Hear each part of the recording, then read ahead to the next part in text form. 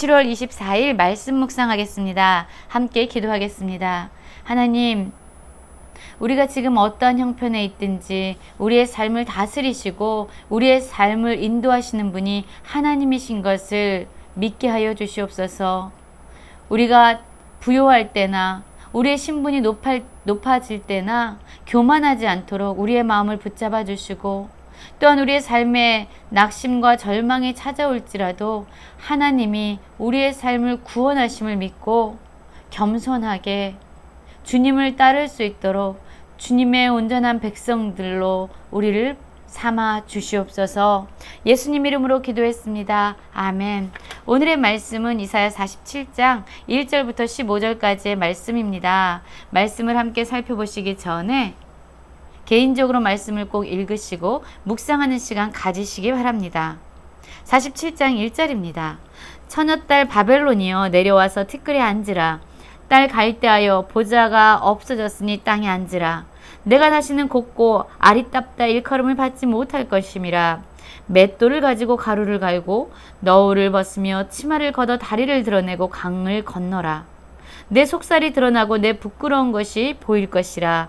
내가 보복하되 사람을 아끼지 아니하리라. 라는 말씀으로 시작하고 있습니다. 지금 하나님께서는 이 열국의 강대국이었던 바벨론, 갈대아 사람들을 향해 심판을 예고하고 계십니다. 사실 하나님께서는 하나님을 버리고 우상을 숭배하며 강대국을 의지했던 이스라엘 백성들, 남유다 백성들을 징계하시기 위해서 회초리로, 막대기로 바벨론을 사용하셨습니다. 그러나 이제 하나님께서는 이스라엘 백성들, 남유다 백성들을 이제 구원하셔서 예루살렘에 보내시고 하나님의 성전을 재건하시도록 구원의 계획을 이루시려고 하고 계십니다. 그렇기 때문에 이제 강대국이었던 바벨론을 하나님께서는 심판하시겠다고 말씀하시는데요. 사실 이들은요, 많은 사치와 부를 누렸던 나라였습니다. 그러나 이제 그들의 운명은 바뀌게 됩니다. 그들은 자신이 가졌던 그런 영광스러운, 영화로운 자리에서 내려와서 티끌에 앉게 될 것이고, 또한 그들이 앉았던 화려했던 보좌는 없어지고 땅에 앉을 것이다 라고 말하고 있습니다. 더 이상 곱고 아름답다라는 일컬음을 받지 못할 뿐만 아니라 이제 맷돌을 가지고 가루를 가는, 또한 치마를 걷어 올리고 하천에서 일을 해야 되는 그렇게 천한 신분으로 전락할 것이다 라고 말씀하고 있는 것입니다. 이 바벨론을 향해서 하나님께서 친히 그들에게 보복하시겠다라고 말씀하고 있는 것입니다. 그렇다면 하나님께서 이스라엘 백성들의 죄를 정결케 하기 위해서 사용했던 이 바벨론을 왜 심판하시고 그들에게 징계를 말씀하고 계시는 것일까요? 47장 5절입니다.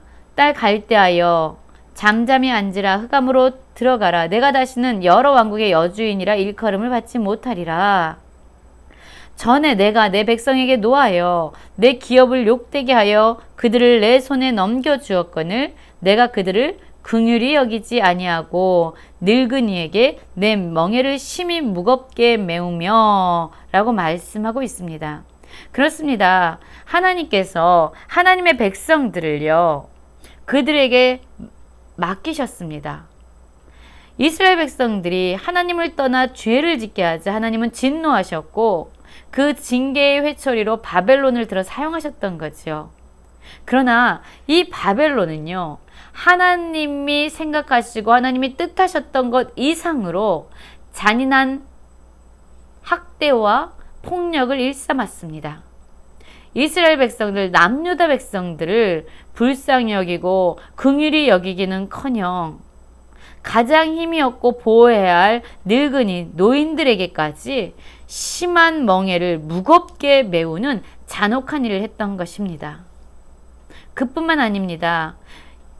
그들이 약한 나라들을 지배하는 그러한 폭력과 학대로 누리게 된 사치와 부, 그뿐만 아니라 그들은 이런 영광을 누리면서요, 아주 교만한 마음을 품게 됩니다.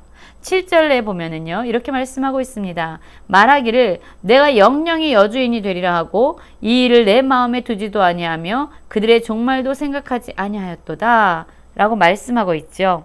그렇습니다. 이들은요, 자신들이 강대국이 된 것이 자신의 힘과 자신의 능력과 자신의 권력 때문이다라고 생각하는 거예요. 그리고 영원히 나는 이렇게 온 열방을 통치하면서 다스리면서 착취하면서 이렇게 살게 될 것이다 라고 생각하고 있는 것이죠. 온 세상의 진정 주관자 되신 하나님, 만왕의 왕이 되신 하나님을 이들은 외면하고 멸시하고 잊고 있었던 것입니다. 그뿐만 아닙니다. 이들은 스스로 이렇게 말하고 있습니다. 그러므로 사치하고 평안히 지내며 마음에 이르기를 나뿐이라 나 외에 다른 이가 없도다. 나는 과부로 지내지도 아니하며 자녀를 잃어버리는 일도 모르리라 하는 자여 너는 이제 들을지어다 라고 말씀하고 있습니다. 그렇습니다. 포로로 끌고 왔던 약속의 사람들을 착취하고 학대하고 폭력으로 다스리면서 누리게 되는 이들의 사치와 부귀와 평안함, 그것이 영원히 갈 것이라고 생각했던 겁니다. 또한 나 외에 다른 이가 없다라고 이야기하면서 하나님만이 하실 수 있는, 절대 주권자이신 하나님만이 하실 수 있는 이야기를 이들은 하고 있습니다. 그러면서 자신들의 미래도 여전히 찬란할 것이라고 생각하고 있는 거예요. 나는 과부로 지내지도 않고 자녀를 잃어버리는 일도 없을 것이다. 나에게는 영원히 형통한 일만 있을 것이다 라고 장담하면서 이렇게 살아가고 있었던 겁니다. 이들이 중요한 것을 잊고 있었습니다. 바벨론이 강대국이 될 수 있었던 것, 또한 남유다 백성들을 포로로 잡아올 수 있었던 것 역시 이들이 힘이 세서 권력이 높아서가 아니죠. 그것을 만왕의 왕이시며 온 세상의 주권자 되신 하나님께서 허락하셨기 때문입니다. 하나님의 계획과 하나님의 뜻이 계셨기 때문에 그들이 열방을 다스리는 힘을 가질 수 있었던 겁니다. 그런데 이렇게 교만해지고 이렇게 폭력을 행하는 잔혹한 나라가 되었던 것입니다.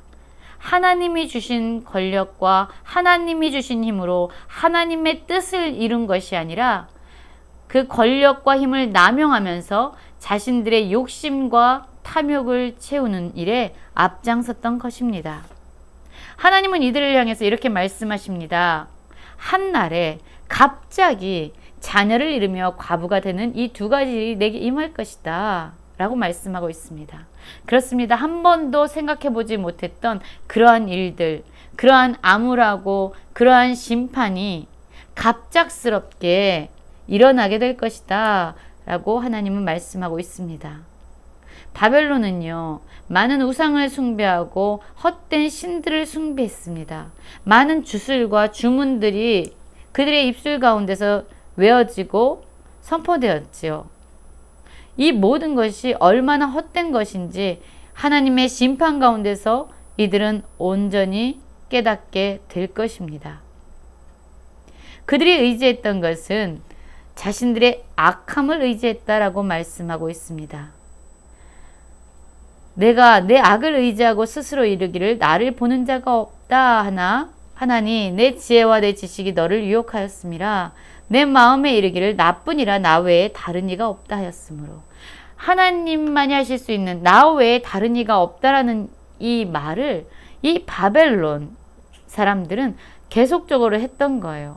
그리고 자신들이 이렇게 강한 힘을 소유할 수 있었던 건 역시 자신들의 지혜와 지식 때문이라고 생각하면서 교만한 마음을 품고 있었던 것이죠.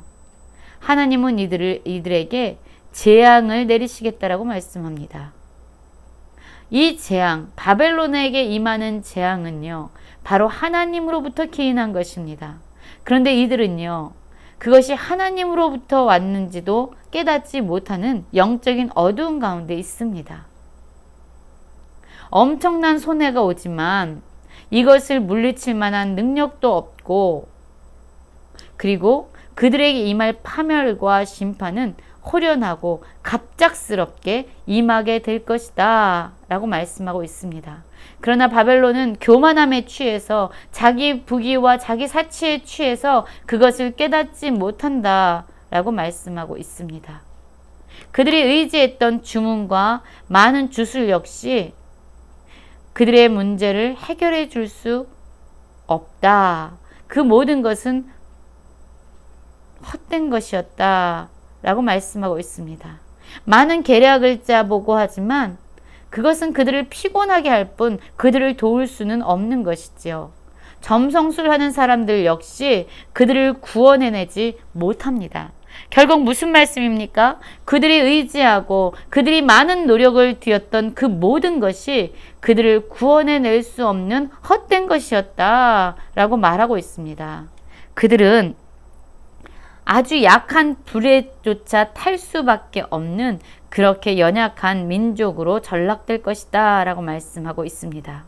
그리고 그 결과 바벨론의 강함 때문에, 그들의 부요함 때문에 그들과 함께 힘쓰고 그들과 함께 있었던 모든 사람들은 이제 바벨론을 버리고 제 길로 흩어져서 더 이상 그를 구원하는 일에 앞장서지 않게 될 것이다. 너를 버리고 떠날 것이다 라고 말하고 있습니다. 오늘 말씀을 묵상하면서 무슨 생각을 하셨습니까? 우리 역시 순간의 부요함과 사치함 가운데서 살아가게 될 때에 우리는 마음을 지켜야 합니다. 이 모든 것을 허락하신 분이 바로 하나님이신 것을 우리는 인정해야 합니다. 내가 잘나서 내가 똑똑해서 얻어진 것이 아닌 것이지요. 그래서 하나님께서 주신 것을 가지고 우리 주변에 있는 사람들에게 하나님의 사랑과 긍휼과 자비를 흘려보내고 또한 연약한 자를 보호하는 그 일에 하나님이 주신 것들을 사용해야 합니다. 그러나 우리의 마음이 교만함과 또한 자기 사치와 자신의 힘을 의지하는 오만함에 휩싸일 때에 하나님의 심판은 우리가 예상치도 못한 시간에 예상치 못한 방법으로 우리에게 임할 수 있습니다. 겸손한 마음으로 하나님의 주권을 날마다 인정하며 살아가는 모든 성도님들 되시길 간절히 기도합니다.